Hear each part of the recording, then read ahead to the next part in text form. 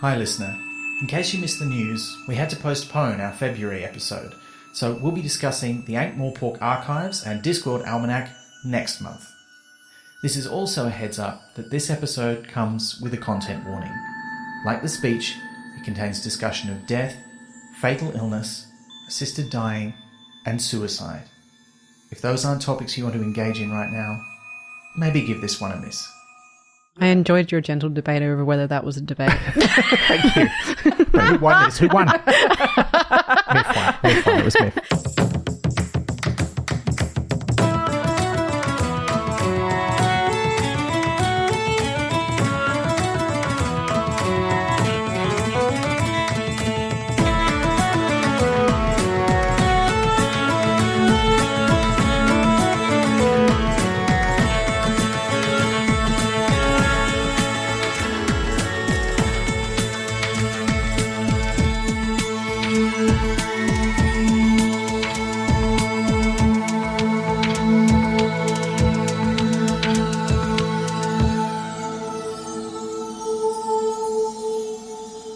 Hi, I'm Elizabeth Flux. And I'm Ben McKenzie. Welcome to Pratchett, the monthly Terry Pratchett Book Club podcast. Each month we discuss one of Terry Pratchett's books or short stories with a special guest. This month we're reading a lecture, Shaking Hands with Death. And our returning guest is opera singer and former funeral director, Myfanwy Coghill. Welcome back, Myf. Hello, Ben. Hello, Liz. It's so charming to be back here again.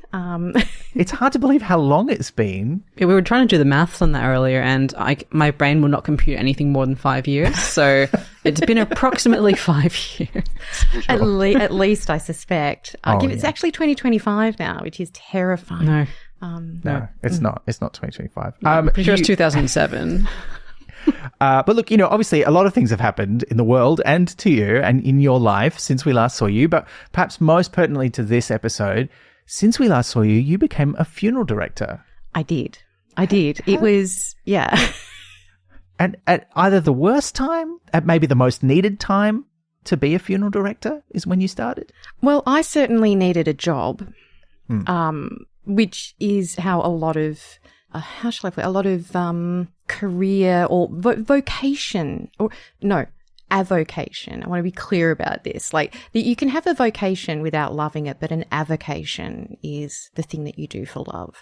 And in a sense, my previous avocation before that was singing. I loved it so much, and I still do, and I still do sing. A little bit of hiatus at the moment. Also due to COVID, which happened too. I lost 4 jobs in COVID. The first job I lost fairly quickly. Then I sat on, I can't even really say where, I'm afraid. It's fine, that's fine. I listened to a lot of people reporting their neighbours for having parties in COVID. That was interesting. And in the course of that, had time to learn how to solve the Rubik's Cube because it was a place I wasn't allowed to have notepaper or my phone with me, which probably tells you a bit about it. And so I learned to solve the Rubik's Cube, which I can still do. And then I lost that job. And then I got another job that I really loved, which is in social services. Well, I lost that one because they lost funding, COVID funding. And then I got another job in a call centre again, which big it up for call centre people. They have the toughest gig on the planet, I think, in many ways. And then I lost that one as well. And at this point, I had a cat who needed to be fed and a whole body that also needed to be fed. Yes. Apparently, that's how it works. Yes. And I was talking to my sister. I said, hey, you work in funerals, right? And she's like, yeah. She's worked in funerals for 20 years. She said, why? That tone. And why? And I said, because, look, there's a job going with a major funeral company and I think you might have worked for them before. And she's like, oh, yes.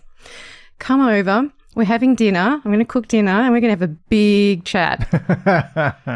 And she said, I think you should apply, but you need to know a whole bunch of stuff about this because you are taking on things that you know nothing about to be a funeral director. And I was trying to describe it to you and Liz earlier. And it's hard to tell you what I can't tell you.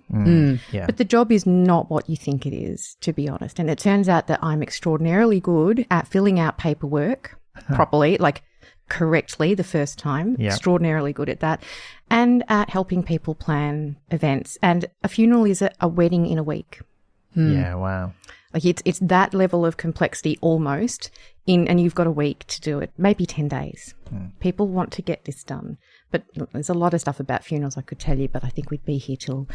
which I would be okay with. Till May. Yeah. Well, I'm sure some of it will come out during this episode in any case. It may well, but it turned out to be something that not only am I extraordinarily apt with, I also love it so much that even though I have left the industry at the moment, I consider that a temporary situation. Yeah. And I do intend to go back. Although I did discover that the one thing I'm not very good at, my sister tried to teach me, is mortuary work. Oh, okay.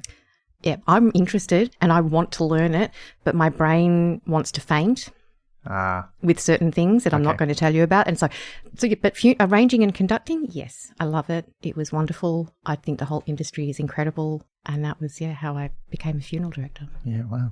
Did it change your attitude towards death, or did you already have a pretty pragmatic and practical attitude towards it already? No, I was a bit of a flower child about death. I had these ideas about what you did as a funeral director and what death was about, and it did change. It didn't just change my ideas, it changed me as a person. Wow. I'm a different person for doing that job, and I think a better person. You are dealing with people at their most vulnerable, and they tell you things that they will never tell anyone else, and they ask you things that they would never ask someone else, and they trust you to give them the time and the space and the correct information to help guide them. And that's something you get to do in very few fields. I also am a little bit of a control freak. And I had my sister helped me develop it because she could see that I really needed this. I actually had a 14-page, small font, closely typed checklist for funeral services. Now, not all of it was relevant for every service, but usually ended up with 7 pages. I ran them like a military operation. Yeah. I think I upset people sometimes, not the families, the staff. I think I upset my staff sometimes with how much control I wanted. But it had to be right. It had to be right. It did. Yeah. Anyway. Well, look, I think there's elements of that experience that kind of mirror a bit what Terry talks about in this piece. Because in case, listener, you hadn't picked up on this when we announced this episode, this month that this episode's coming out, in fact, only a week or so after it, is the 10th anniversary of the death of Terry Pratchett. And it seemed like an appropriate way to mark that sad but significant milestone by talking about his own thoughts on death, and in particular, the speech that we're going to discuss this episode, Shaking Hands with Death. Now, have we all listened to it or read it before this episode? No. Like a long time ago when it came out, and also listened to some of the interviews he gave around his diagnosis and his experiences with that, which were so human. And but I had forgotten a lot of what he said. So I did listen to it a couple of times again in prep. And yeah, it's quite an extraordinary piece. Yeah. And he went on to do a lot of other things as well. Perhaps most notably, we won't get into it deeply this episode probably, but he also did make a documentary along similar lines. But let's get into it. Let's get into this speech. Look, we had a content warning at the start of this, but just in case you missed it, this speech is about death. It does mention ideas around when people die, how people die, suffering around death. It does mention suicide and assisted dying, and talks about the difference between those things. So if any of those topics are difficult for you, they're difficult for everyone, I think, in different ways. And I'd encourage you to find ways you can think about and talk about them. But if you're not ready for that, if it's not the right time for you, we understand, and maybe we'll see you next month because we're going to talk about those things a lot. But look, let's begin. This speech, unlike most speeches, has been published in its own little book, and it does have a blurb. But let's begin with a reading of the blurb. Why we all deserve a life worth living and a death worth dying for. Most men don't fear death. They fear those things, the knife, the shipwreck, the illness, the bomb, which precede, by microseconds if you're lucky, and many years if you're not, the moment of death. When Terry Pratchett was diagnosed with Alzheimer's in his 50s, he was angry, not with death, but with the disease that would take him there, and with the suffering disease can cause when we are not allowed to put an end to it. In this essay, broadcast to millions as the BBC Richard Dimbleby Lecture 2010, he argues for our right to choose, our right to a good life and a good death too. That pretty much, that does sum it up. But this speech, which took about, I think the full speech is about 40 minutes long, plus a bit of an introduction. So it's quite a short book, and it has been collected as well. So if you haven't read it already, if you want to pause the podcast and go and read it, it is in A Slip of the Keyboard, the collection of his non-fiction. And the speech is still available, not officially, but readily on a certain website that we may or may not link to. But this is the speech. So this is your first time reading it, Liz. Yeah. Was it what you expected? I didn't really have any expectations for it, if that makes sense. Like in 2010, when this was first aired, I was living in Adelaide what I didn't realize at the time would be my final year of medical school. And that was all consuming. I was aware of Terry Pratchett's condition and that he had made a documentary and that he was doing a lot of interviews about it. But I guess I wasn't engaging with a lot of things at the time, and I think I specifically chose not to engage with that because it wasn't something I wanted to grapple with. So I didn't really want to, which feels disrespectful because I know he was specifically trying to do something with it, but I think I was triaging what I could take on, and that did not fit into the narrow window I had. So it hits differently, I think, than it would have had I read it then. So yeah, I didn't have expectations, which seems strange. It's just I kind of put it out of mind, didn't want to think about it. And I didn't sort of sit down and go, I'm choosing not to watch the documentary. I'm choosing to not read. I just sort of went, no. Yeah. I think in Australia, you would have had to seek it out. It wasn't broadcast on television here. We had some discussion about this in a previous episode. I think his documentaries about Alzheimer's and about dying were maybe broadcast here one time on some channel at some point, but I'm not even 100% sure about that. So you would have had to seek them out, I think. But that was the era when everyone was rampantly pirating everything and knew how to do it. So that's true. I think it would have been easier than it is. I just love the idea of rampant pirating. Because everyone could, in theory, hypothetically, I would never, but that's when everyone knew how to. Yeah. And if you want to find any of the Pratchett documentaries, I think quite a few of them are available on a certain video sharing site. We might even link to a couple of them so you can find them, but they're not sort of officially available in places. And look, just to give a bit of context here, the Richard Dimbleby Lecture is kind of an institution of British television. It's been around since the early 1970s, and it was sort of started in honour, as Pratchett talks a bit about in the speech, but it started in honour of Richard Dimbleby, who was a broadcaster with the BBC, who died in 1965, I think it was. He died of cancer, as Pratchett will talk about, and at the time, that was not a word that was used in public. And his family were instead quite vocal in public about it. How did people talk about it? He died after a long disease? Is that what? That's a long illness? In the spoken introduction to the speech, Pratchett does talk about that. I think it might also be in the written version, but he talks about when he was a reporter and people would die, they would say things like, after a long illness. Yeah, they would not be specific. But we did talk a little bit about word usage before we started recording, and I think I was expressing to you that the words that you use when you talk about things matter because you can harm by hiding what is going on. And I don't think people intend to, but I think that's obviously something that the Dimbleby family were familiar with. Yeah. He has that good line after saying about his experience as a journalist and how cancer wasn't spoken about. Before you can kill the monster, you have to say its name. And it was so strange to me to read that cancer was something that people just wouldn't talk about. I can't even imagine that in a world. So it is kind of, in a way, hopeful that this sort of text and speech will cause future generations to have the same sort of feeling that we don't talk about death. Yeah. Because society has kind of done a loop on that. It used to be in the forefront because it was happening so much more. And then vaccinations, different public health initiatives came in.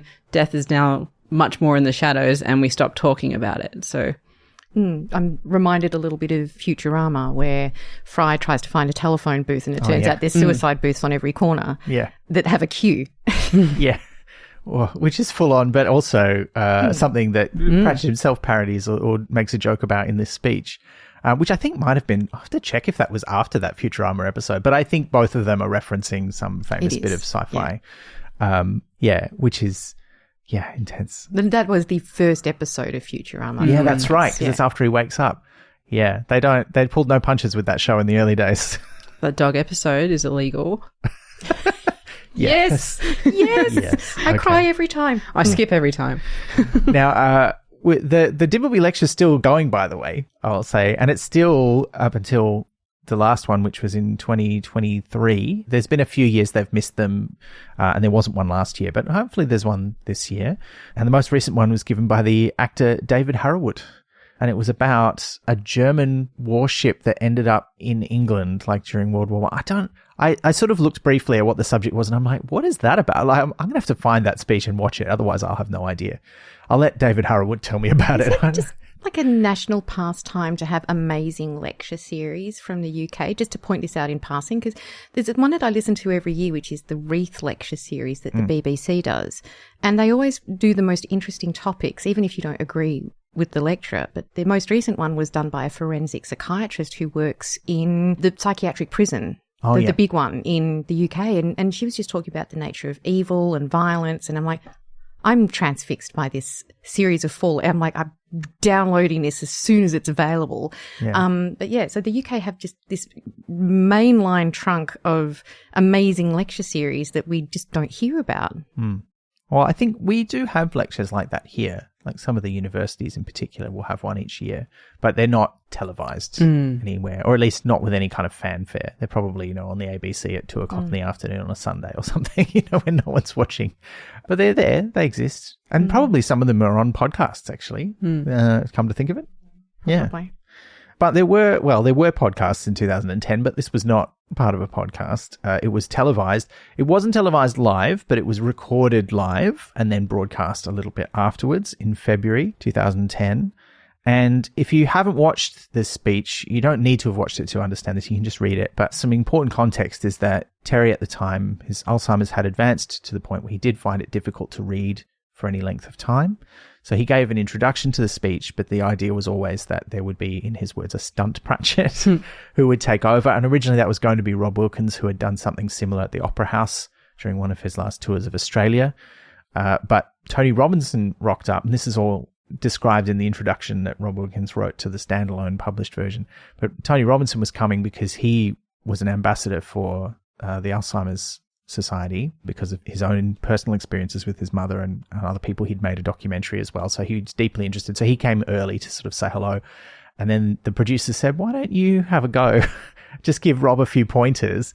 And so he read the speech, and then they were all like, no, you should do it, Tony.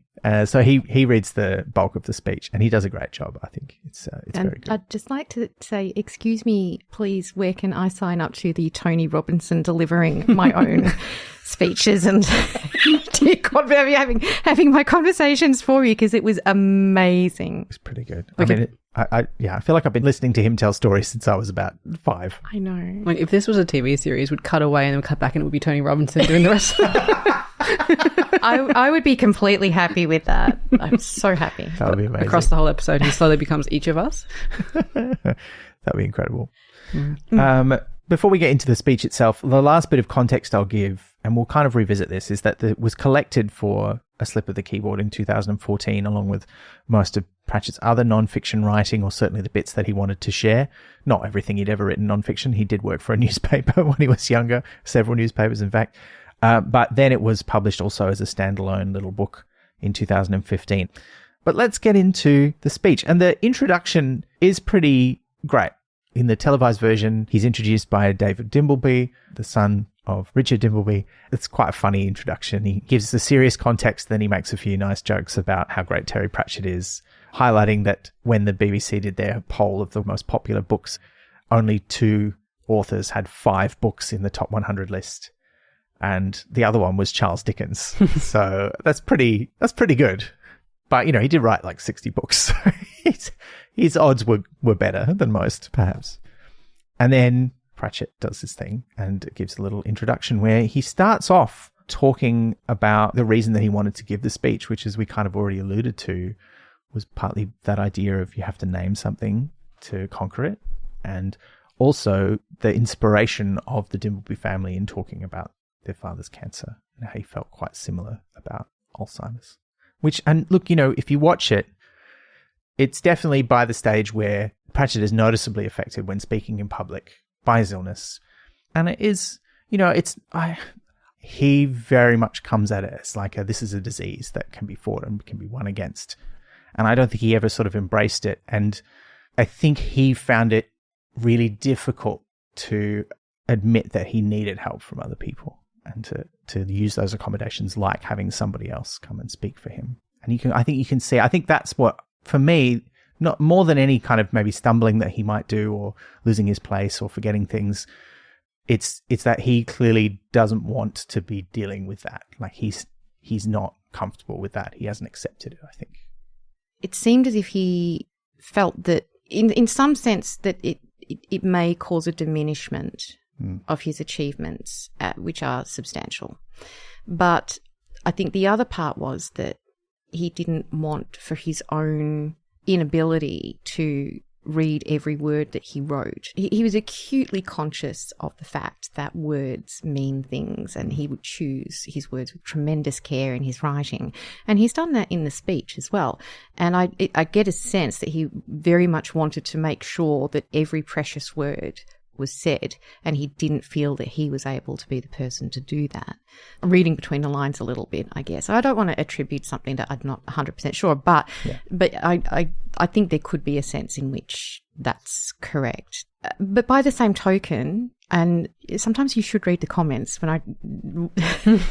as someone pointed out, Tony Robinson did not say a single word of his own from the time he stood up. Not one. And therefore achieved transference. If you noticed, at a certain point, it wasn't Tony Robinson speaking to you anymore. It was Terry Pratchett. And it's weird to me because, to me, Tony Robinson's voice is the voice that I heard in my head from when I first started reading the books, not because of the work that he's done on those. He did some video game voiceovers, didn't he? He's also read all of the abridged audiobooks. Read them. And I started reading them way before he did that. So to me, that type of voice, or that style of British voice, was the one that I heard in my head as the narrator. And when I actually first heard Terry Pratchett for the first time speaking, I was tremendously shocked. Does not sound like Tony Robinson. That is fair to say. Correct. And so I was tremendously shocked. And so to me, it actually felt at a certain point that I was having that conversation with Terry, not with Tony. Tony's a tremendously switched on man. And I think that he understood what the brief was. Going back to the original question, though, like I think that it's such a hard thing. I don't want to assume people's state of mind or thoughts, but I think his chief concern is that the marrow of what he had to say is not lost because of his own abilities, or his own ability level changing, because his intellect is intact, his ability to think is intact. It's masked by the disease process, and he didn't want that to be the thing that took away from the import of his words. Does that make sense? Yeah. What did you think about the introduction, Liz? He covers a lot of ground, and the thing that struck me is, even if you come into this not knowing who Terry Pratchett is, very quickly you find out who he is and why he's qualified to make the speech that's to come. Like, he gears you up for what it's going to be quite quickly, and also establishes his authority, but not in an arrogant or dull way, which is difficult to do. And bringing in the fact that he had to dictate this to Rob Wilkins after a lifetime of writing things out himself, I'm not like that in itself is a huge accomplishment, because it changes the mode in which you think and then get your thoughts down. So on a practical craft level, it's a remarkable accomplishment. And there's not, I don't know how to phrase this well, a dud note throughout all of it. Like, it's so refined and polished from the get-go. Like, he brings in his experience as a journalist, which I thought was actually very valuable. He sets the groundwork for how difficult some of the topics might be for people, but there's sensitivity and, as is mentioned early on, anger that rises. So it's not just about the craft, but the craft of it is beautifully done. Yeah. Yeah. I'd agree with all of that. And I haven't seen it deliver it. I've only read it. Yeah. Yeah, and I think it's interesting because I think it's only the introduction that feels different when he gives it himself, because he does go, I don't even know if he's reading, because they had an auto cue there to pull back the curtain a little bit. Tony Robinson did not memorize the whole thing in a day, but I don't know if he was reading from notes or if he sort of tried to memorize it because he knew that reading was going to be too difficult. And he does what's written in the introduction in the speech is not exactly what he says. It's not as polished that what he says, but it's still all there. But it's a bit different. And I want to say that, I don't want to put thoughts into Pratchett's head either. I don't know what he was thinking, but I'm kind of interpreting what he has said and what he's written about some of this stuff, because he clearly has got that anger. And I think a lot of it was directed at the disease. I mean, there's great, when David Dimbleby is introducing him, he gets the quote that, when he found out he'd been diagnosed, Pratchett was going to make Alzheimer's sorry they'd ever got him, and you're like, yes, that is very much the Pratchett way of dealing with this. That sort of all fit. I think the strange thing about having read it and not watched it is I did hear the whole thing in Terry Pratchett's voice. Oh, yeah. In my head, obviously. Well, like Myf was saying, I think we kind of did that even though Tony Robinson was using his voice to convey it to us. Mm. Yeah. It's something that happens. Eventually, it's at a certain point, it becomes... The authorial voice is so strong for Pratchett. You can always pick it. Interestingly, I find with his later novels, probably from Snuff onwards, there is a marked voice shift. To me. I don't know if other people perceive that, but to me there's a marked shift in how the authorial voice is constructed, in how even just sentences are constructed.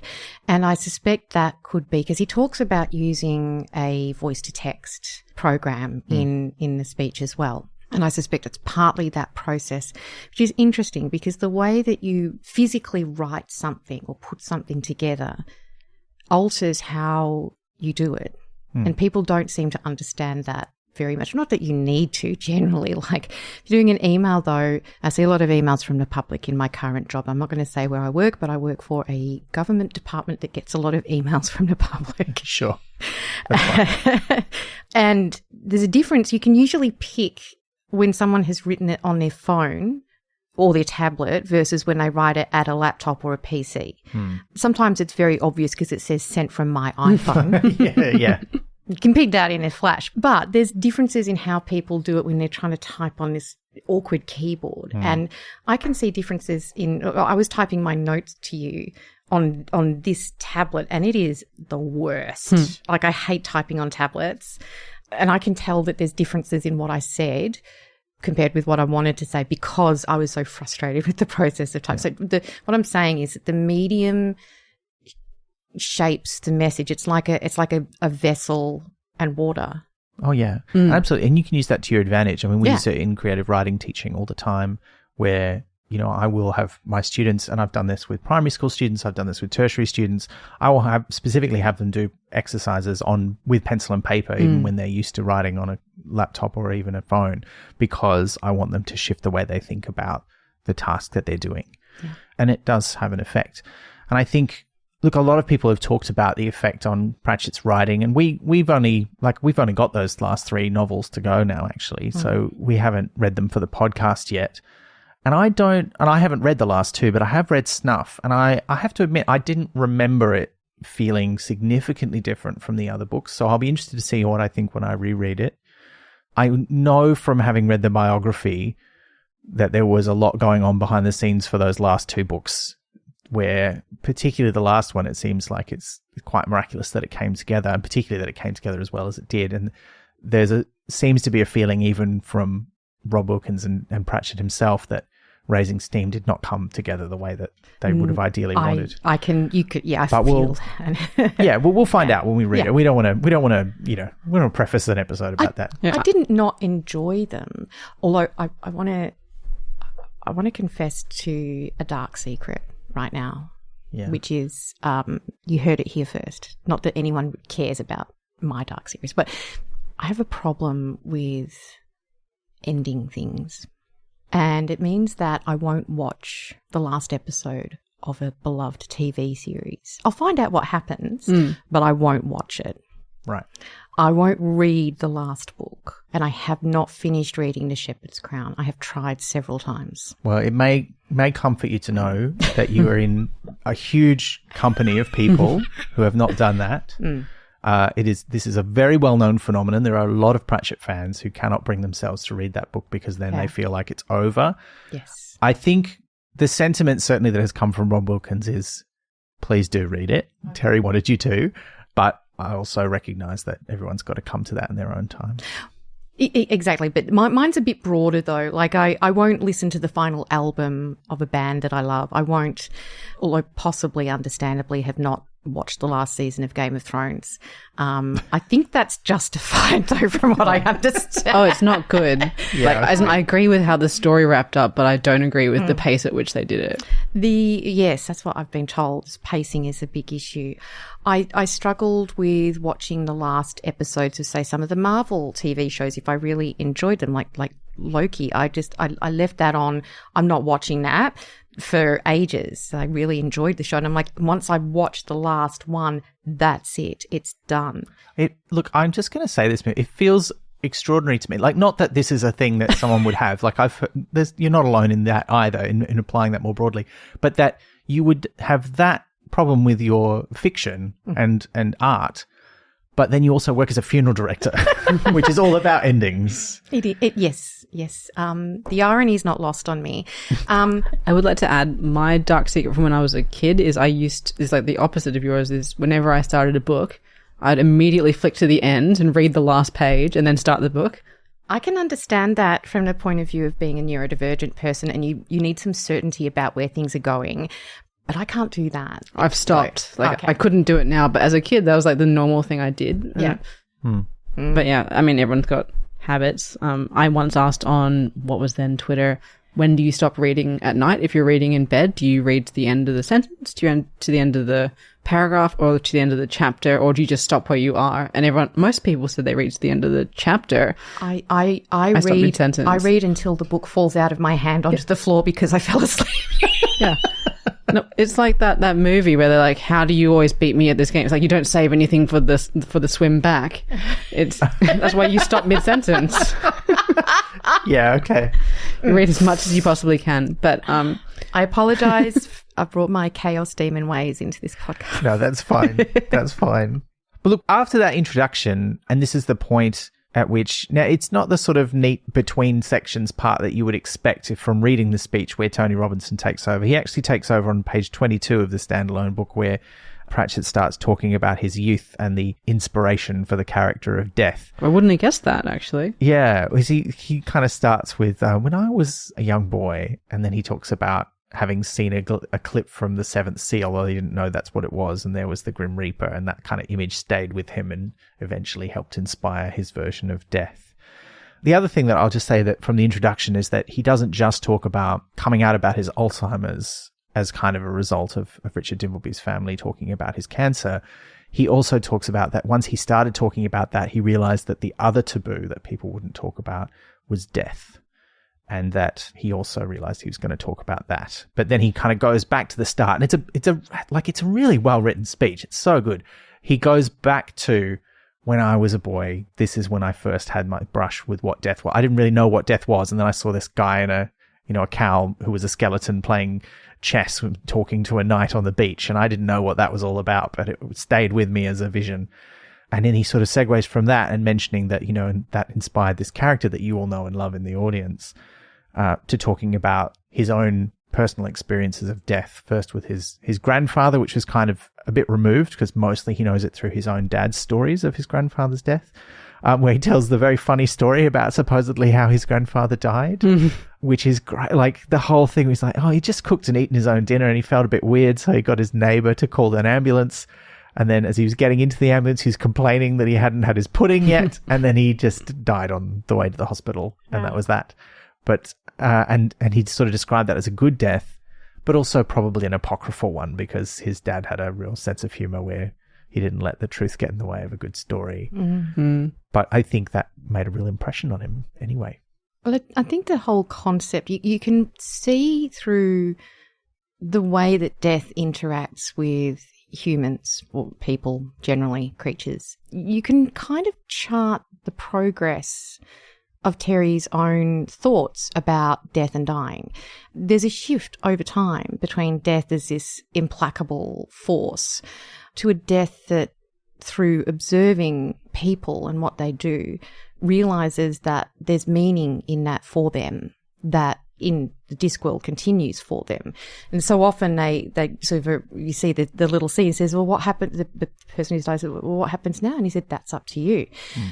But he seems to start to realize that the process, the thing that happens beforehand, has a meaning to what happens next. And he's almost trying to facilitate that. He is sometimes the implacable wielder of the scythe, and especially for quote unquote deserving, I suppose, villains, if you will. Yeah. But the word euthanasia means good death. Anytime you see a word, miff the teacher for a minute, anytime you see a word in English in particular that starts with EU, that means good. There's something good about that. Now, there might be negative overtones to some of it. So euphoria might be a little bit over the top. Sure. But then you've got things like euphonia, which is good sound or pleasant sounding. But euthanasia is literally from so good, and thanatos being death, euthanasia. So he's tracking that in his thoughts as he's approaching his own death, but he's also examining the concept of it as you track. So you see, say, death in the Weird Sisters after the king dies. He just doesn't care. It's like, I'm here to be a process. I'm sorry you're scheduled to be a ghost. That's on you, you know, you got to deal with that. And there's no sense of doing something. But in Witches Abroad, you see him with the swan, and he knows the swan needs to do something to die. And he's like, this is important to you. I know you need to do this. And he tricks the swan into doing it. And the swan's like, oh, damn, you got me. It's like, because the swan's not doing it because the swan doesn't want to die, not because he doesn't want a good death, like is my reading of it. Does that make sense? So you sort of track over time in the books these different ways that death looks at things, these different functions. And then he has this moment, I think, in Mort, where he's like, I'm losing my sense of self and I have to bring it back to that core. So if you charted how death approaches the deaths of pretty much everyone, even that cow when Granny Weatherwax wins, which is always one of the funniest scenes to me, and kind of how I approach the world myself. You know, if I'd lost, I would have, started by beating you up or something like that. I can't remember the exact phrase. So like even the cow has a gentle death, something needed to die, and the cow was not doing great anyway. So does that make sense? Yeah. I feel like sometimes I'm overthinking this stuff. No, I think there's definitely an evolution of how death approaches the job, and also the way in which the deaths are described. In fact, we'll come back to that idea in just a moment. Sure. I mean, the idea of what makes a good death is so interesting because it's so subjective as well. And it is also interesting that often we learn of it through a grandparent's death. And so perhaps that you idealize that one specifically, like it imprints on you at a young age. I mean, obviously that's not a universal experience, but like I was told about how my grandfather died at a very young age, and it was also sort of a good death. He was too young, like he was 58, but he apparently had a cup of tea, got in the car with my grandmother, and before he turned it on, he just gave out a big sigh and was dead, like in the middle of a task, thankfully. And they've all pointed out, thankfully not when he was driving. But so I've always thought that it would be just good to go not knowing anything about it, not putting a risk to anyone else, just quietly. But I don't know how much of that is my independent thought or the fact that that's been framed as an idealized scenario to me. Because there is a cultural idea of what a good death is that I think it seeks to feel universal, but I think there's a danger in that, because then we don't think, but what does it actually mean to me? Like, what is a good death to me? And this is something I'll come back to when we get towards the end of Pratchett's speech, because I think there's a bit of that in his speech too. Not intentionally, but I think there's some ideas around that. The question I would ask as well is, who does the death need to be good for? Yeah. Is it the family and the friends, or is it the person who's passing? Yeah. And I think we do get very confused in our culture because we struggle so much to even have the conversation. Yeah. Yeah, definitely. You know, and I've been through this process of getting over my reticence to talk about it, mostly through conversations with my own mum, who's gone through her own journey and is now quite upfront about it, but not always in the best, most productive way. I love you, Mum. If you ever listen to this, you won't. But you know, I think you know what I'm talking about. And you know, as you were talking about, you know, the story of your grandfather's death, Liz, I was just thinking too that, you know, in my family, it has been a bit obfuscated. Like, there was a story told to me. I was only 10 when my grandfather died. He was also pretty young. He was only 60. And I kind of got a little bit of the story, but not the whole story. And then there were things that adults said around me in the family that complicated that story in ways that were never really resolved or unpacked when I was too young to really understand them. And so there's always been a little bit of a cloud about that for me, where I'm like, I don't fully know what the deal was, but also I feel like the time has well passed when I can find it out in many ways. And that was a bit weird, you know. And also because my family's got quite short generations up to my generation. And so I knew my great-grandparents, and both of them died. My grandfather, my other grandparents on my other side both died as well while I've been, you know, old enough to know about it. But a lot of those, I haven't been close to those people. And so there hasn't been a story about it. It's just something that's happened fairly distantly from me, you know. And even my own father's death, you know, like I kind of know what happened, but I wasn't there. And it was kind of not something that we deliberately didn't talk about. And there were parts of it that we talked about. My dad's, I didn't go to the funeral, but it was pretty informal. And then his ashes were scattered on his brother's tomato plants because that's what he wanted, you know, like to be part of the family garden or whatever. And that's kind of lovely in its way, particularly after, and I won't go into it because it's not the place, but, you know, the manner of his death and the circumstances around it were not great. So it was nice that there's sort of this whimsical end point for it after that. But it's not been something that has been talked a lot about, and perhaps that's a bit because, you know, there's a repressed Catholic side, Irish Catholic side of my family, and then there's a repressed non-Catholic side. But it's something that we all come to, and in more recent times, we've been much more candid about it in my family. So there's been an evolution there for me in much the same way that I think probably there's been evolution for Terry. Like, I don't think he thought about it as much until his own father's death, which is the next story that he tells in the speech, which is that his father did not die quickly. He had, I think it was pancreatic cancer, and he was kept alive, as the way that he puts it, by a variety of technologies at home. And he seemed like to have a reasonably good life for that year, but then towards the end went into decline, went into a hospice. And there's a great phrase that he uses, like a great turn of phrase, like it's kind of upsetting in ways, but he talks about how he took not quite a fortnight to die as a kind of collateral damage in the war between the cancer and the morphine, which full on, but I think an accurate representation of an aggressive cancer that does kill someone at the end. It can't be done much about. It is a difficult thing for families to watch, and there's many questions that people come to that with that I've heard come across my table in the funeral home. There's so many conversations that people don't have about when do you want us to cease treatment? What will happen when treatment does cease? What does it look like to palliate but not treat? And all kinds of things like that. Now, I'm a funeral director, not a doctor. Thank you, Bones. Yes, very good. So I can't really answer those things for people, but I can listen. And there's a lot of conversations that are not being had. And a lot of people are being damaged by that, more than I think need to be. I'm very much an advocate of having these conversations, whether you want to go down the path of voluntary assisted dying, or which is, I guess, my preferred term for it, or whether you want to go down the path of continue to treat at all costs.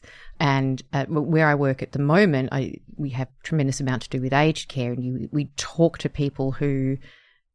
I deal with living people now, to be clear. So we talk a lot to people about things that are happening to relatives, or even talking to the people themselves about what's going on. And the conversations are not happening for people. And it's not until it's like crunch time, really. Or someone will say, well, I don't want interventions, for example. If something happens, if my heart stops, I don't want you to intervene.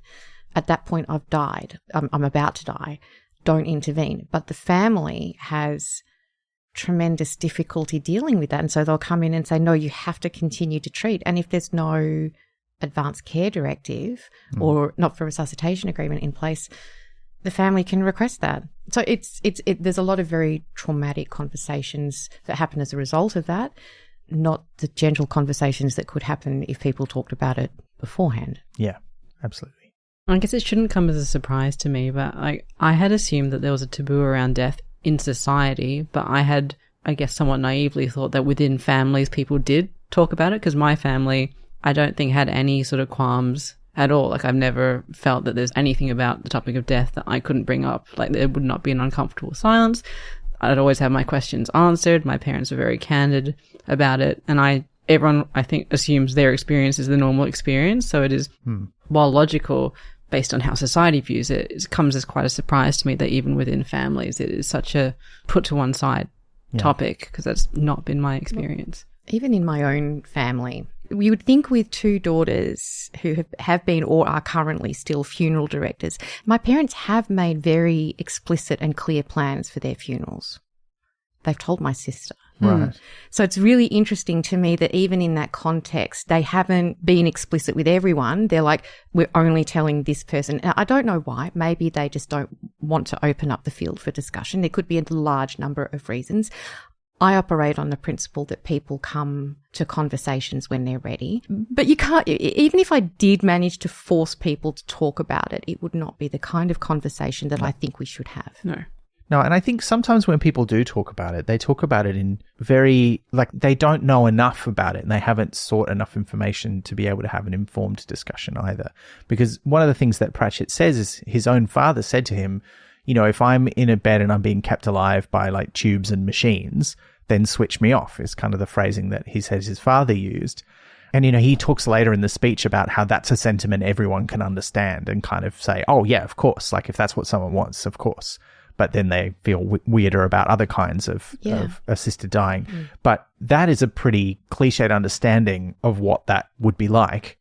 And do they mean any kind of assistance that helps them to live? Do they mean that's not as clear as it might seem? You know, it's a good soundbite and it gives you a general idea, but it doesn't really answer a lot of questions when the time comes. You have to go a bit deeper, I think, and really think about it a bit more seriously. Yeah. I mean, in the year that this happened, like, as I said, was in my final year of medical school, which was not, like, I didn't finish. So it was the fourth year, you're going into rotations. And that year I went from a rotation in ICU into a rotation in palliative care, which I did not want to do because I was like, I will not do well with this because I sort of get a bit too emotionally invested in other people's situations. And at the end of each of my rotations, or at some point in all of my rotations, I sort of ended up crying a whole lot for various reasons. ICU in particular, because you saw a lot of traumatic situations, but it wasn't like the trauma of seeing a medical intervention. It was the sadness of seeing how it impacted family members who came in afterwards. And I was very surprised in palliative care that I didn't have that same sort of response. And I think it's because everyone knows why they're there. Yeah.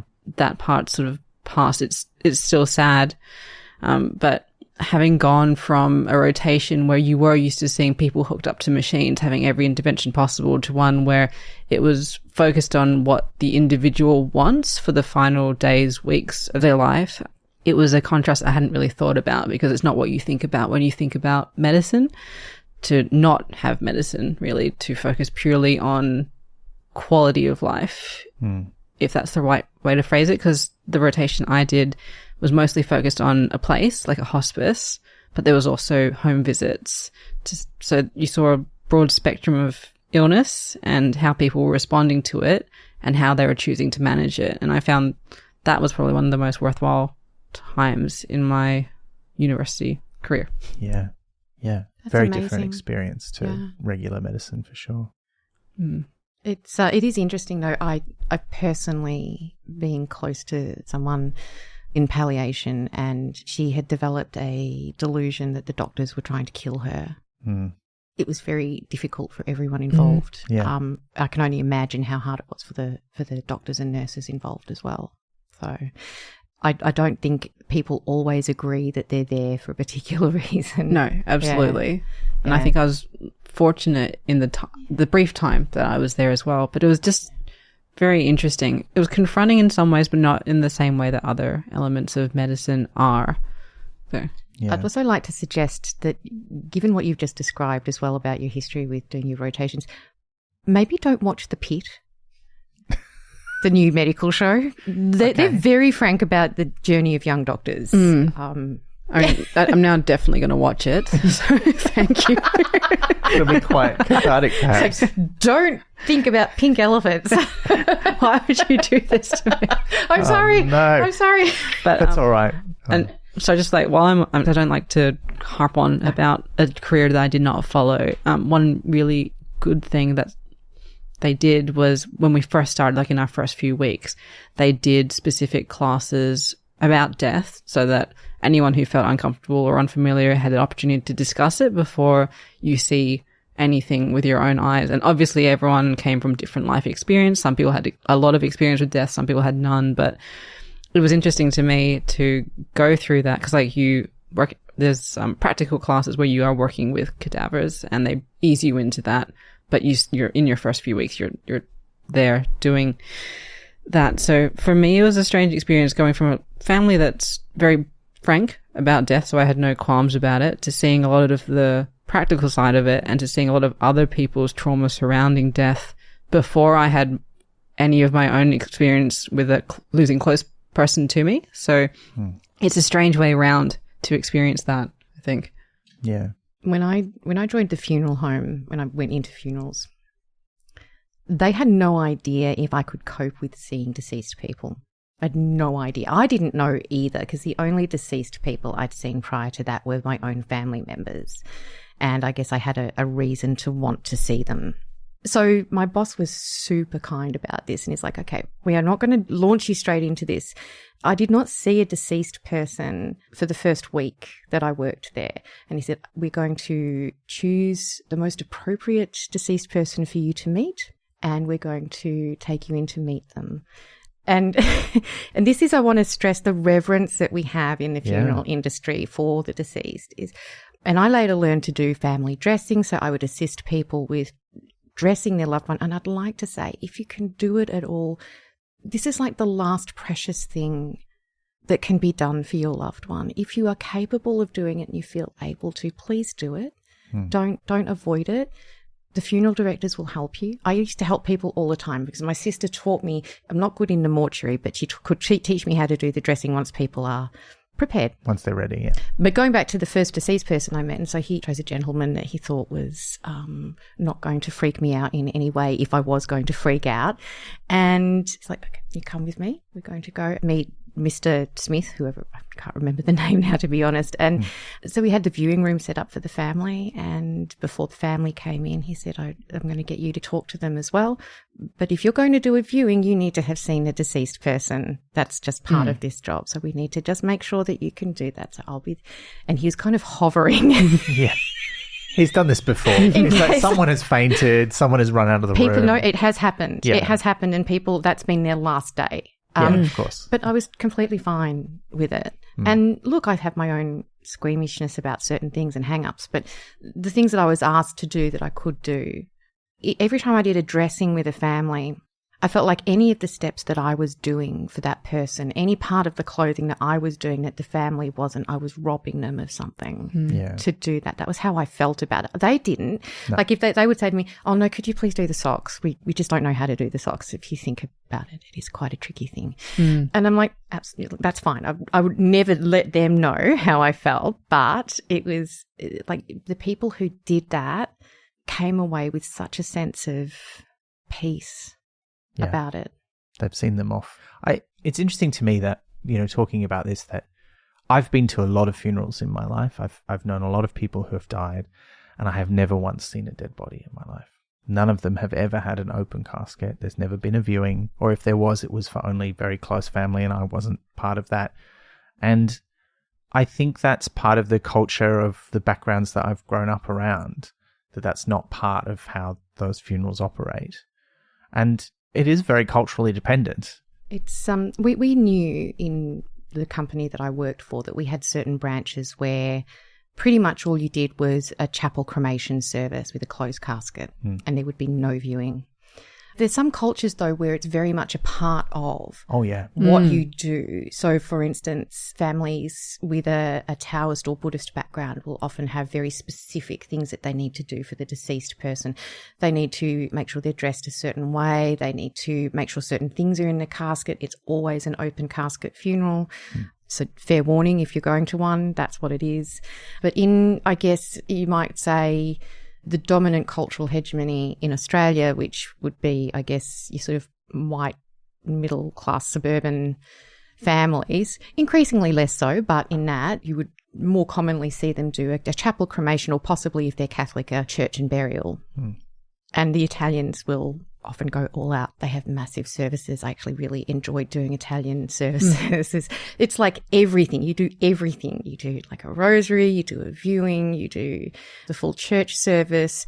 And look, I don't want us to get too sidetracked, because as much as I am fascinated by how funerals work, Pratchett does not, and this is maybe something that's important to talk about. He does not talk about what happens after death for other people. He is only interested in the quality of the death for the dying person, or at least that's all he talks about in this speech. I love it so much. And I think that's great, because that's his focus. But he does talk about having seen his father off when his father died. He doesn't actually talk about his father's funeral at all. He only talks about when he dies in the hospital. And that is how he segues into the story of him finding out he has Alzheimer's and getting a diagnosis and going through all that, which starts with him scraping his Jag along the wall while driving in Hay-on-Wye, and then talking about, well, it's almost impossible not to do that, particularly when, you're crying because you've just seen your dad die. And it's very funny.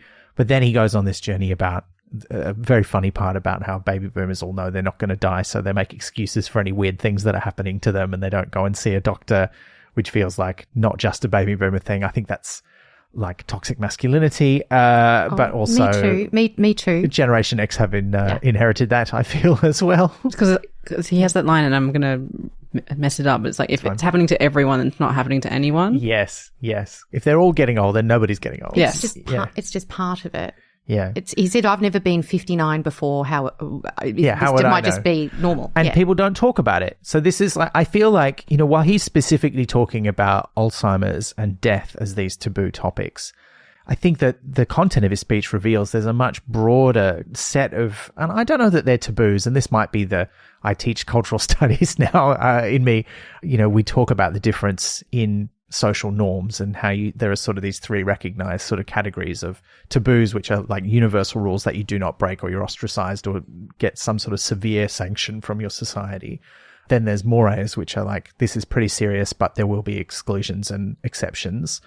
And then there's folkways, which are just traditions and like little things that if you don't do them, people look at you weird and go, you're a strange person, but probably you're not going to get in much trouble. But I think certainly there's a broader feeling we don't talk about those frailties. And it seems like everyone has to be one separately. Like he talks about how he doesn't feel it's a coincidence that cancer research and the quality of life and life expectancy for cancer sufferers got remarkably better after people started talking about it, which was around the time that the Dimbleby family and others started publicly talking about the fact that members of their family had died of cancer. And his hope is that him talking about Alzheimer's will be the same. But it feels like we have to have that conversation for every little thing. This is almost a very Jungian concept, isn't it? Of naming something, and in naming it, making it reducing its power. Yeah. Well, it's a very fairy tale story concept too, which I think is where Except for Rumpelstiltskin.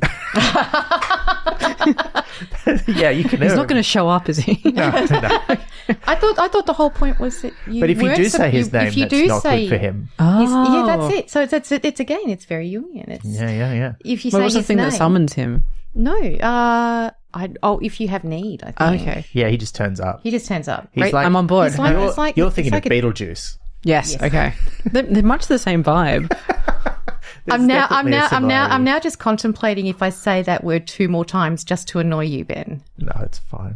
I reckon, yeah, because then he'll have to listen to it when he's editing it. I'll edit one out so that he only turns up in the editing suite. But yeah, he tells that story, and I think this story is told elsewhere. He did a lot of interviews about this at the time. He talks in the speech about the fact that he became Mr. Alzheimer's.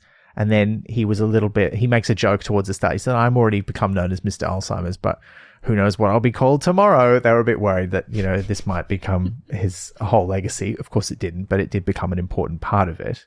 But he talks about, the road he went on to diagnosis with post-cortical atrophy, which is the particular kind of rarer, atypical in terms of what people expect Alzheimer's to be like version of the disease, in which it starts with spatial and visual skills rather than memories.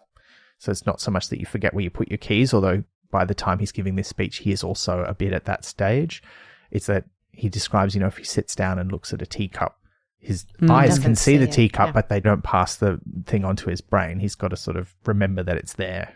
He talks about it's like being, what does he say, followed around by a moron that hides things from you. Yes. I'm like, okay, so the other day I tore my whole flat. This is at 7:00 in the morning. I have to walk out the house.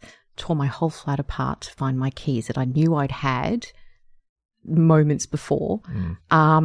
Could not find them anywhere.